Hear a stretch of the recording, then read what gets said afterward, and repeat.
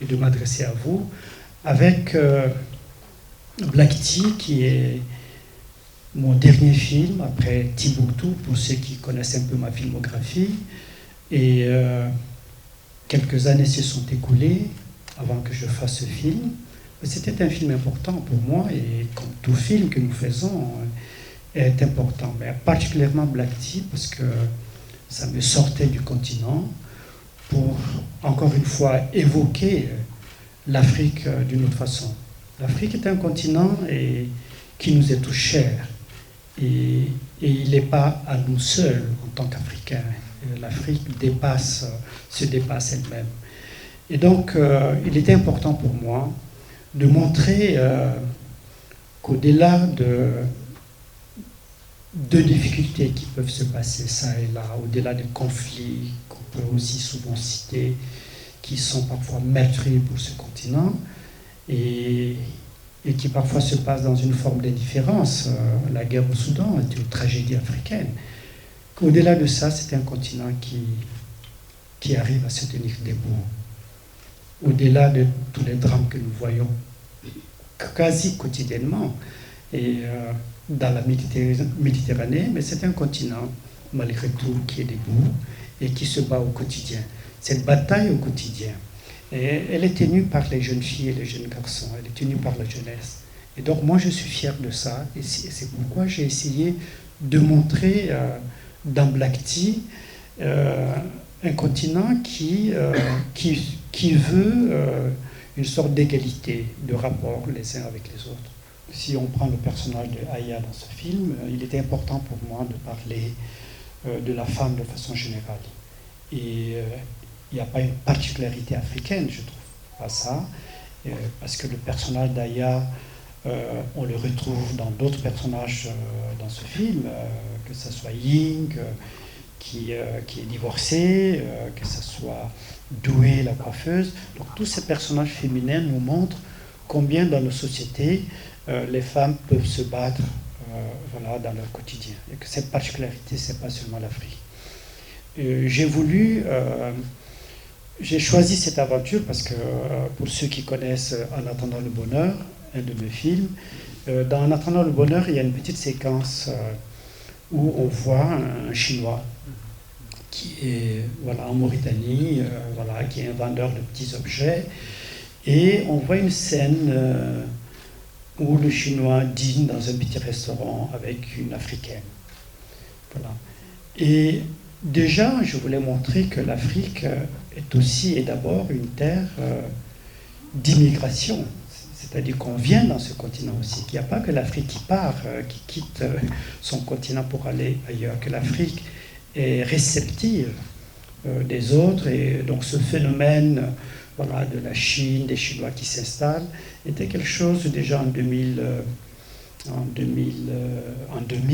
voilà, exactement, quelque chose d'important. Donc j'ai abordé l'immigration dans ce sens-là.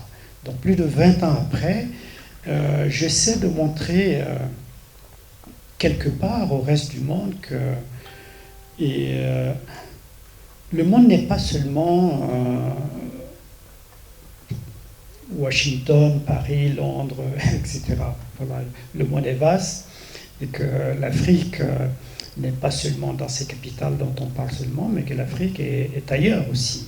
Et moi, j'allais souvent en Chine, j'ai vu comment il y avait une immigration très forte dans cette ville qui s'appelle Guangzhou, comment les jeunes filles et les jeunes garçons viennent, voilà, travaillent, achètent des choses, répartent. Vraiment un dynamisme extraordinaire. Et quand les gens sont là-bas, ces jeunes qui viennent, ils apprennent, ils parlent chinois, ils discutent avec les Chinois. Voilà. Ce dynamique, ce monde qui existe, qui est à peu près, qu'on le veuille ou non, l'avenir en fait. Quand je dis l'avenir, c'est pas la Chine et l'Afrique est l'avenir de l'humanité, mais c'est une donnée qu'il faut véritablement en tenir compte. Et ça, c'était important. Et je fais un cinéma, même si Black Tea, c'est vraiment une histoire d'amour ou de non-amour, voilà, ou une histoire aussi où le sujet du rejet de l'autre est présent. Mais c'est aussi un film qui cherche à avoir une force, voilà, avoir une force de la jeunesse, une force africaine.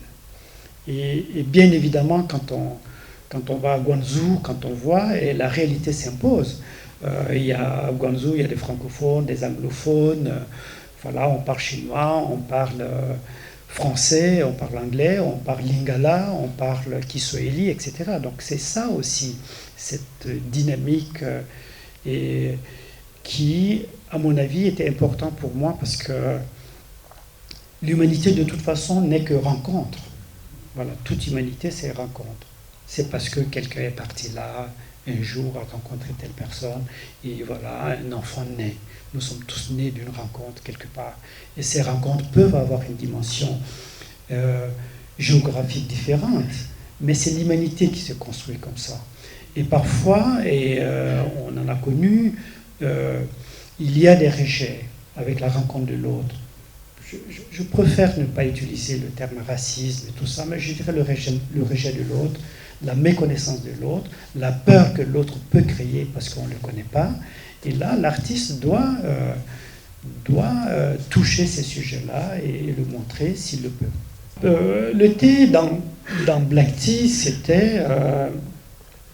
je voulais d'abord montrer que Aya s'intéresse à l'autre, à la culture de l'autre.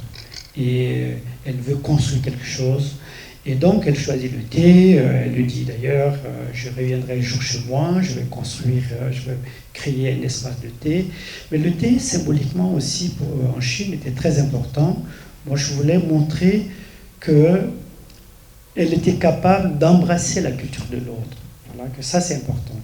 Et ça, c'est plutôt une force d'aller vers l'autre, d'embrasser sa culture, ce n'est pas une faiblesse. Donc je voulais montrer Aya comme ça, mais aussi sur un plan du dispositif cinématographique, créer dans cette cave, dans ce sous-sol, ce dispositif d'apprentissage du thé, donner à ces deux personnes une forme d'intimité pour se connaître, se rapprocher petit à petit, et que le toucher arrive, parce que ça c'était important. C'était important de faire...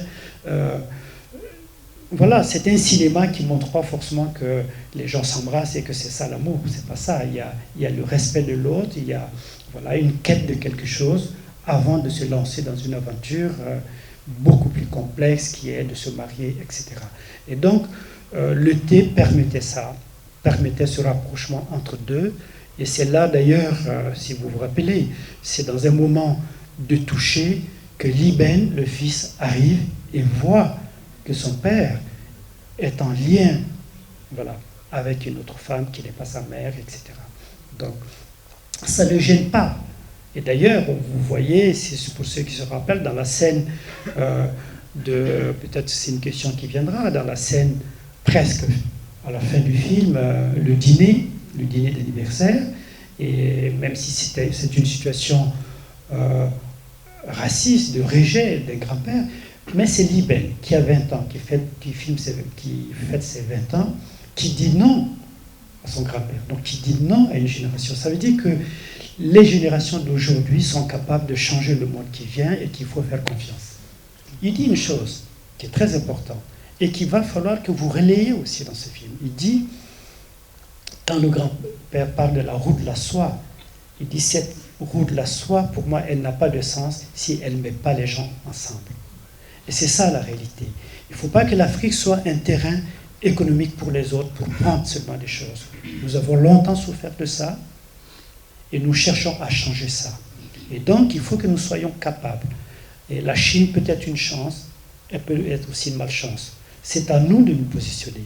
C'est à nous de transformer cette route de la soie, qui est une route économique, à une route véritablement de rencontre humaine, parce que nous avons à donner à l'humanité. Nous avons donné, nous donnons à l'humanité.